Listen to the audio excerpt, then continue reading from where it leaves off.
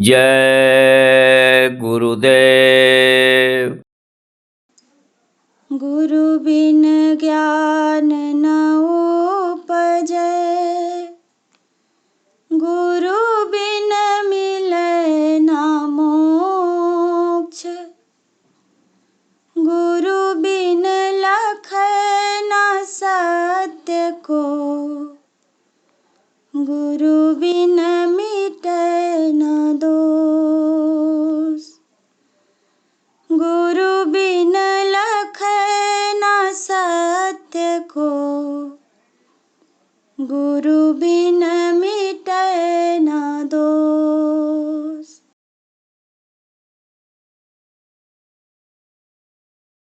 अब मन करहूँ गुरु का ध्यान। अब मन करहूँ गुरु का ध्यान। अब मन करहूँ गुरु का ध्यान। अब मन करहूँ गुरु का ध्यान। सुर दुर्लभ मानुष तन पायो, सुर दुर्लभ मानुष तन पायो। सो खोवत बिन दाम। अब मन करहूँ गुरु का ध्यान। सो खोवत बिन दाम। अब मन करहूँ गुरु का ध्यान। गुरु से प्रीत रीति तजु जग की, गुरु से प्रीत रीति तज जग की। कहीं सुवह सत जाने। अब मन करहूँ गुरु का ध्यान। कहीं सुवह सत जान।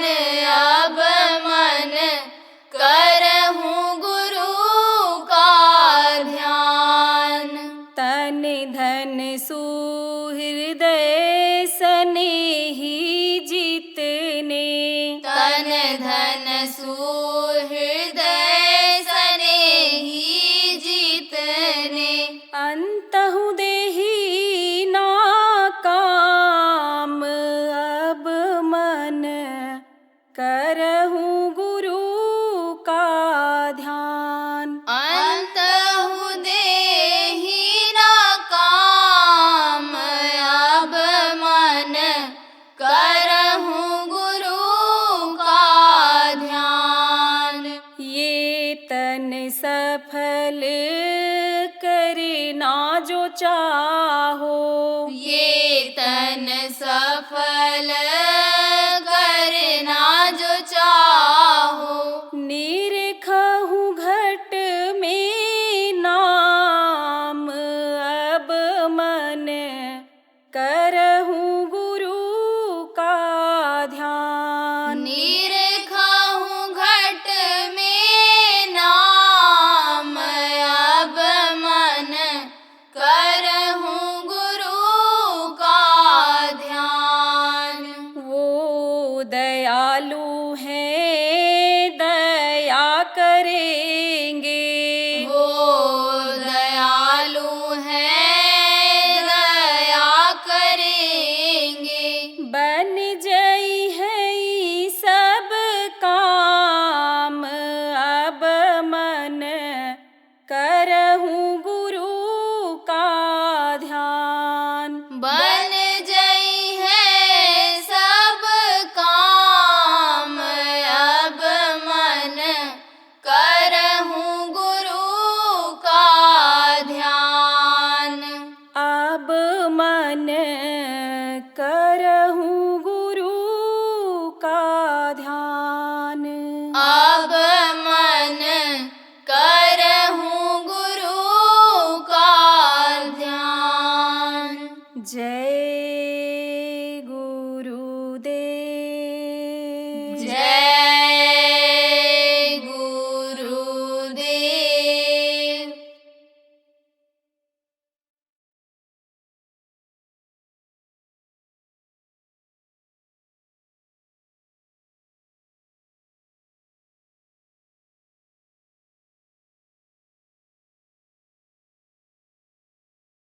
ये जीवात्मा, ये परमात्मा के अंश, ये बंद हो गई।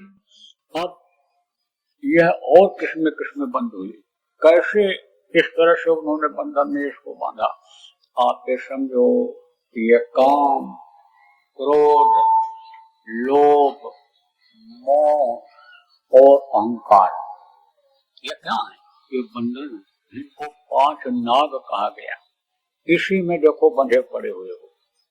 काम की वासना में आप ये समझो, उसको पूरा करने के लिए परेशान रहते हो दिन भर, उसके लिए काम करते हो।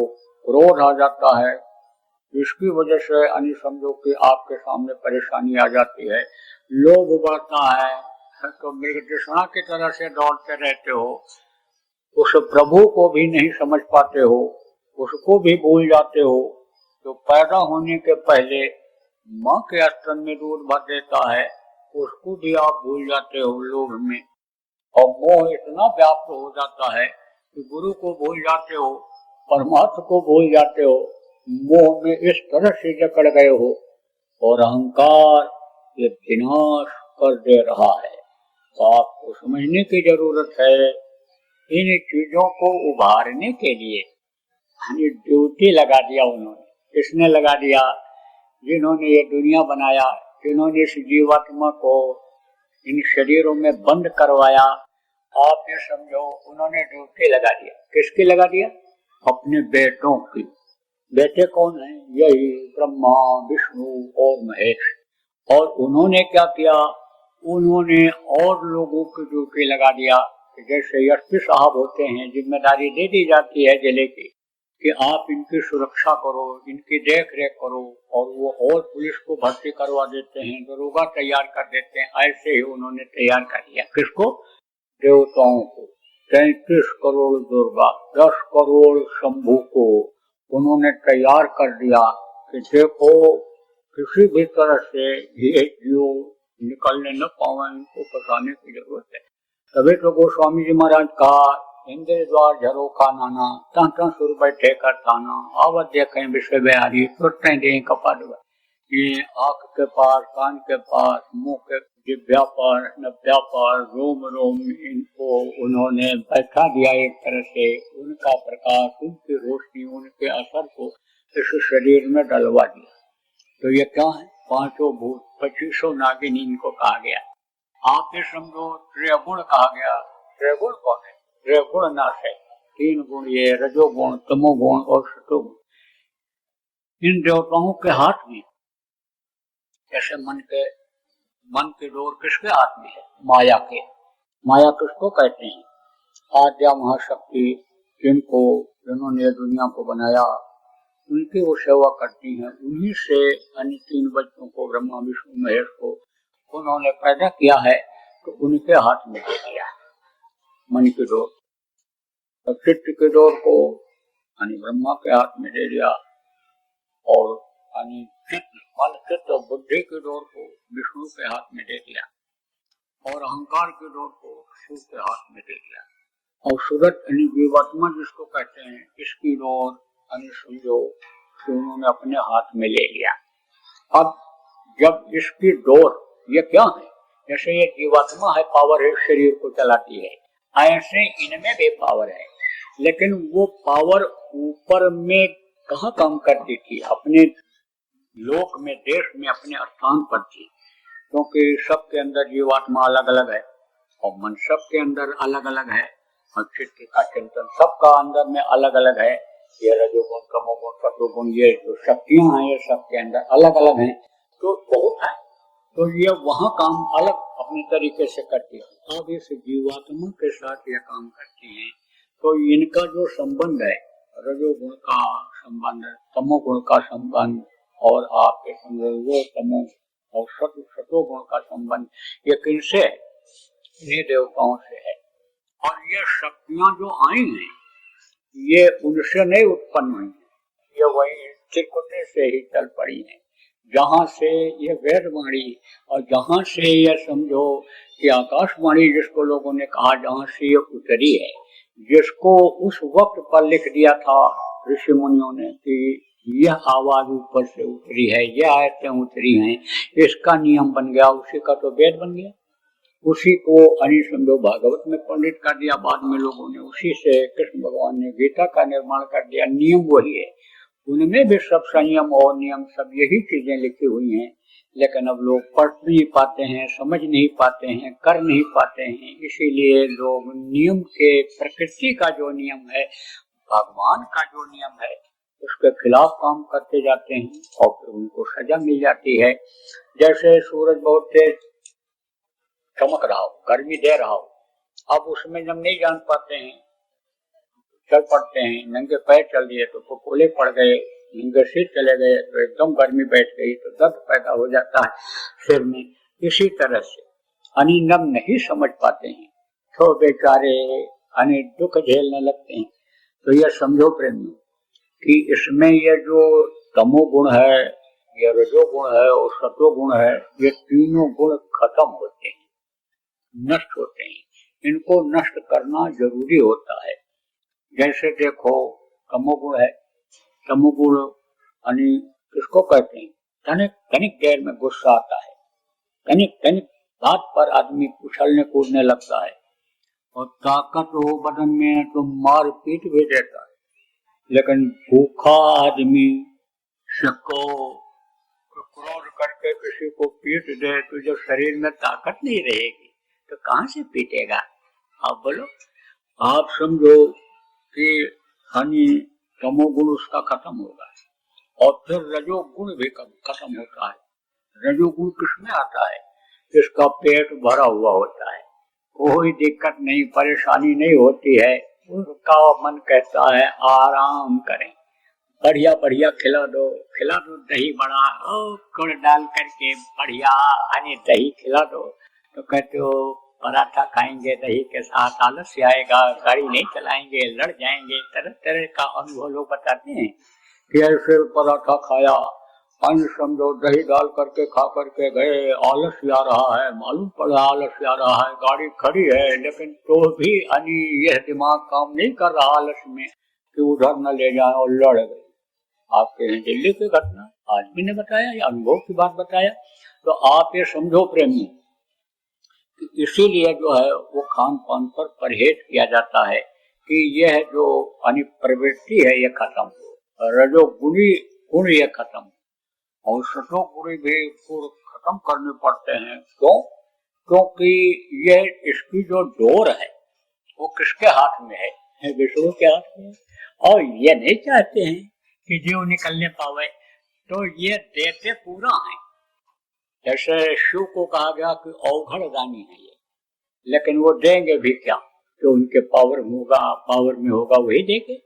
जहां जाने के लिए ये देवता तरसते हैं, जहां जाने के लिए जो स्थान पाने के लिए ये देवता मनुष्य शरीर मांगते रहते हैं, नर समान न कोनो देहि, जीव चराचर जाचते हैं, ये वहां कैसे पहुंचा सकते हैं? लेकिन इनके हाथ में जो चीज है उसको तो ये दे ही देते हैं। तो क्या दे देते हैं?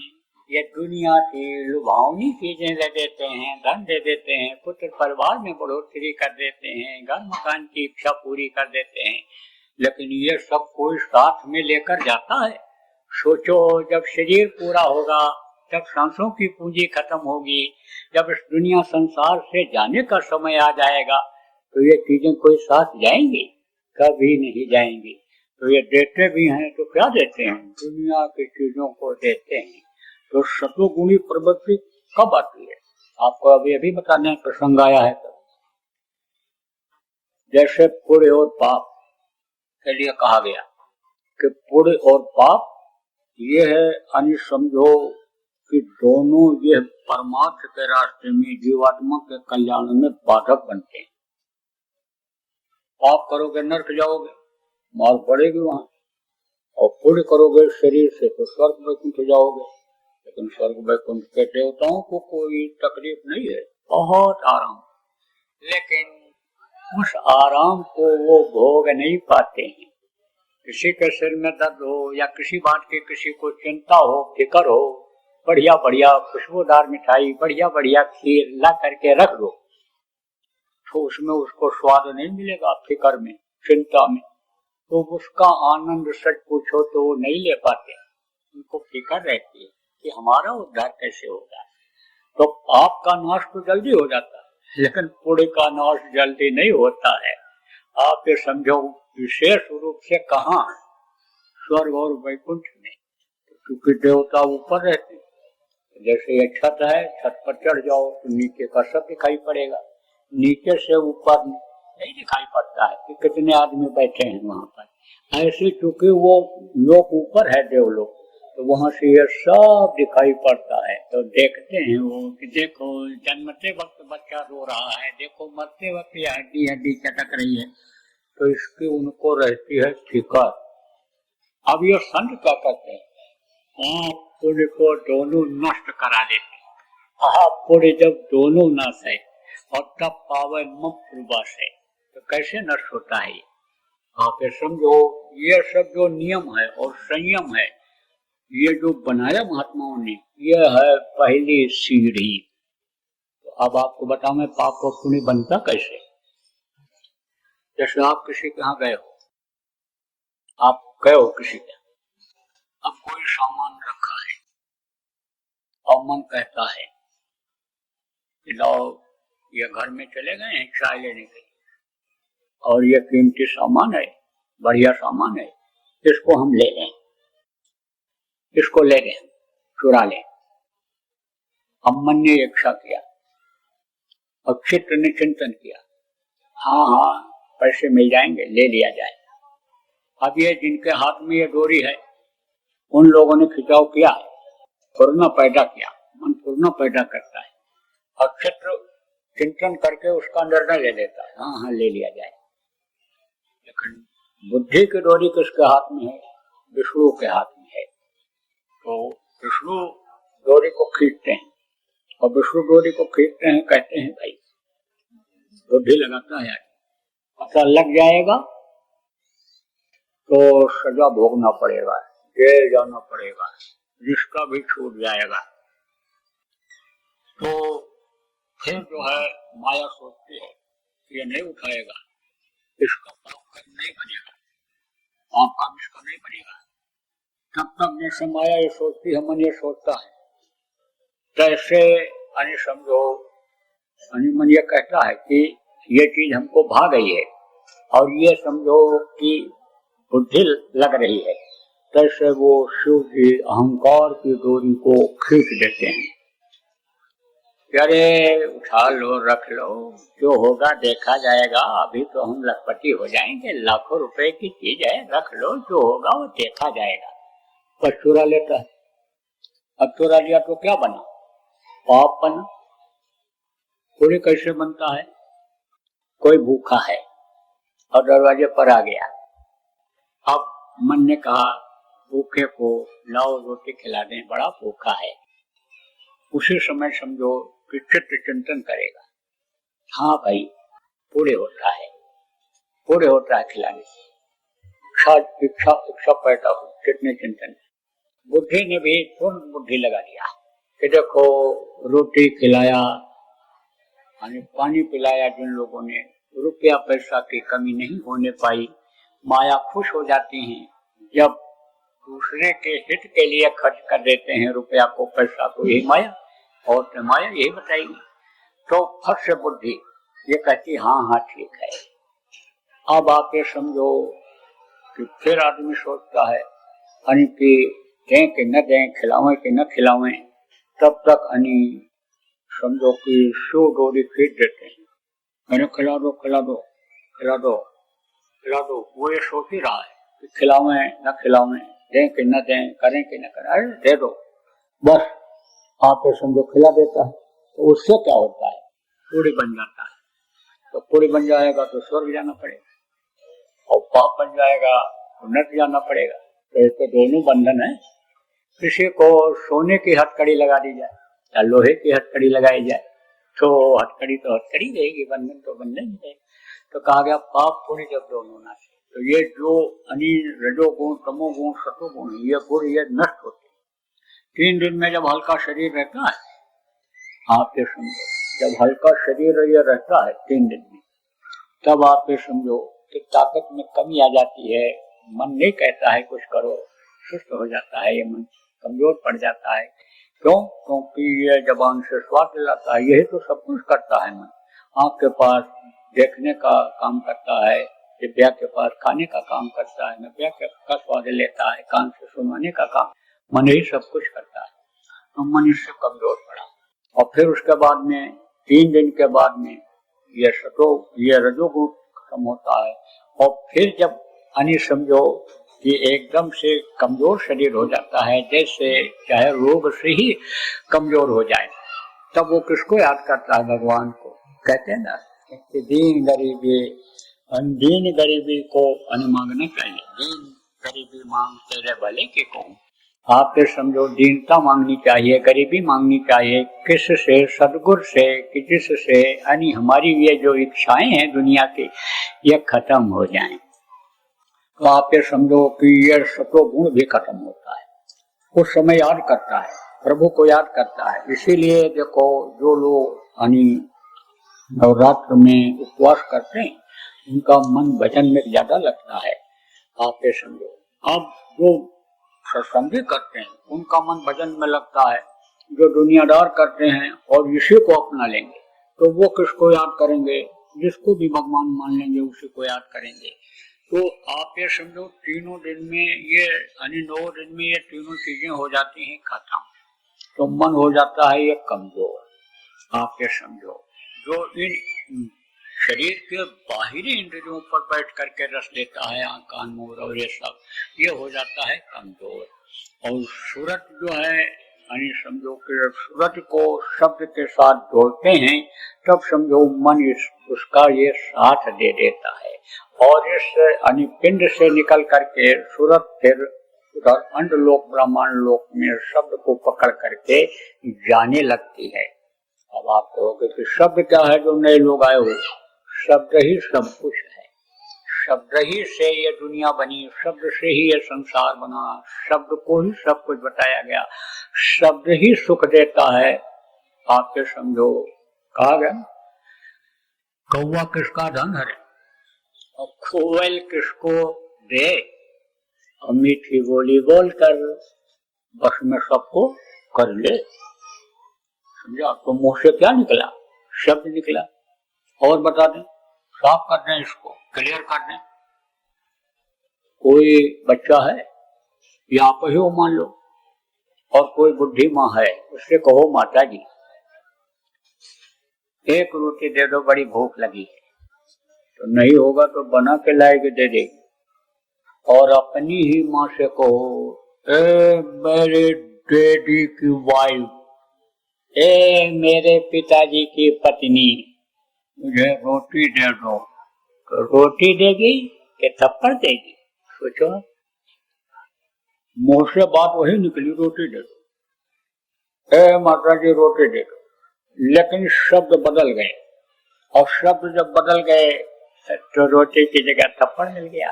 ऐसे ही शब्द ही सब कुछ है। शब्द समझो, शब्द में ही अमृत है, शब्द में ही सुंदरता है, शब्द में ही सुख है। शब्द में क्या है? आकर्षण है। आकर्षण किसमें होता है? चुंबक में। जिसमें भी पावर होता है उसमें आकर्षण हो जाता है। कैसा पावर? चाहे धन का पावर, चाहे बल का पावर, चाहे सुंदरता का पावर, चाहे पद का पावर, पावर होता है। तो पावर की तरफ खींचते हैं। तो वो जो जीवात्मा है पावरफुल है, शब्द जो है वो पावरफुल है। तो शब्द के साथ जब इसको जोड़ देते हैं सूरत को, तब वो बिल्कुल चुंबक की तरह से खींच करके ले जाती है ऊपर। और फिर एक द्वार से दूसरे द्वार, दूसरे द्वार का, ये जितने शब्द हैं ऊपर के, ये अपने अपने पावर में आ जाते हैं। जैसे आप देखो, ऊपर से बूंद गिरती है तो बूंद जो रहती है भारी रहती है, बीच में आती कमजोर हो जाती है, जमीन में पड़ते पड़ते बहुत कमजोर हो जाती है। ऐसे ही ये सब उतरते उतरते एक तरह से कमजोर हो गया यहाँ, और ऊपर जब ये पहुंचता है तब समझो कि बहुत ताकत इसमें हो जाती है, खींच कर ले जाने की बड़ी क्षमता हो जाती है। अब वो शब्द तो कोई देखता नहीं है। सूरत को लोगों ने देखा अपनी, किसको? सूरत को। सूरज को देखा लोगों ने। जीवात्मा कब दिखाई पड़ती? जीवात्मा क्या है? जब अंदर में चरण कमल है, अंदर में इसके रूप को जब देखते हैं चरण कमल में, गुरु जहाँ बैठे हुए हैं वहां जब ये पहुंचती है और उनके चरणों को ये जब देखती है तब यह उसी में अपना रूप दिखाई पड़ता है।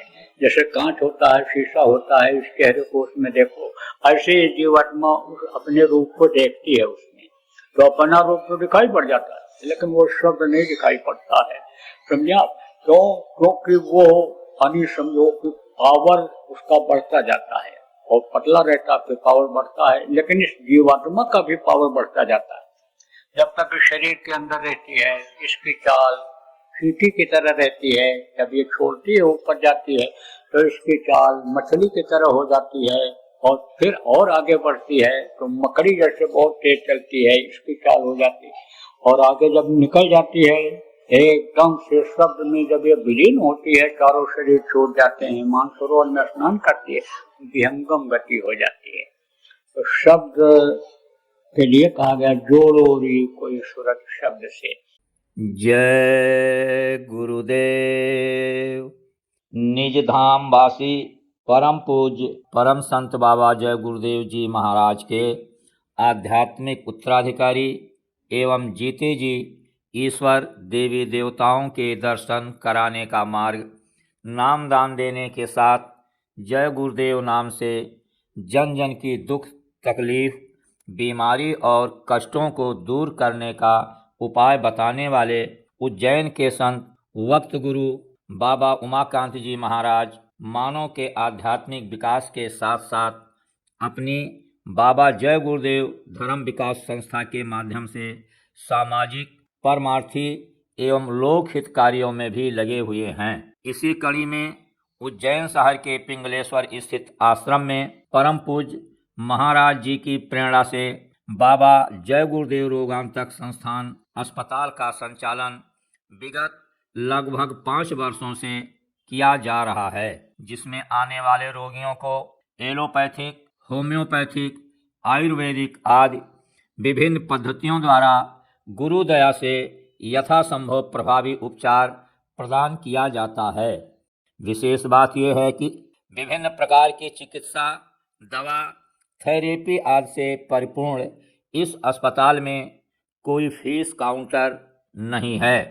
यहाँ मरीजों के लिए दवाओं समेत समस्त उपचार पूर्णतया निःशुल्क है। यहाँ आने वाले मरीज अपने इलाज में गुरु महाराज की दया का भी अनुभव करते हैं। परम पूज्य महाराज जी के आदेश से उज्जैन के अलावा उत्तर प्रदेश में लखनऊ, राजस्थान में जयपुर व जोधपुर और हरियाणा के बावल रेवाड़ी में भी यह निःशुल्क चिकित्सालय संचालित किए जा रहे हैं। इनमें अनुभवी डॉक्टर अपनी सेवाएं निःशुल्क दे रहे हैं। सेवा के इसी उद्देश्य के साथ कदम बढ़ाते हुए बाबा जय गुरुदेव धर्म विकास संस्था द्वारा विभिन्न प्रांतों में पूर्णतया निःशुल्क एम्बुलेंस सेवा का संचालन भी किया जा रहा है। ये न केवल आपातकाल स्थितियों में मरीजों को अस्पताल पहुंचा रही है, बल्कि इनके माध्यम से संगत के चिकित्सक सेवादार दूरस्थ एवं ग्रामीण क्षेत्रों जहां चिकित्सा सुविधाओं की कमी है वहां कैंप लगाकर लोगों की चिकित्सीय जांच, परामर्श एवं दवा वितरण की पूर्णतया निःशुल्क सेवा प्रदान कर रहे हैं। कोरोना महामारी के काल में भी पूज्य महाराज जी द्वारा इन समस्त सेवाओं के साथ साथ ऑक्सीजन प्लांट भी जन सेवा में मध्य प्रदेश सरकार को समर्पित किया गया है। यही कारण है कि परमार्थ और आध्यात्म के लक्ष्य के साथ जन स्वास्थ्य सेवा कर रही इस संस्था में देश विदेश के लोगों का आगमन हो रहा है, जो यहाँ आकर पूज्य महाराज जी की दया एवं लाभ का अनुभव कर रहे हैं। जय गुरुदेव।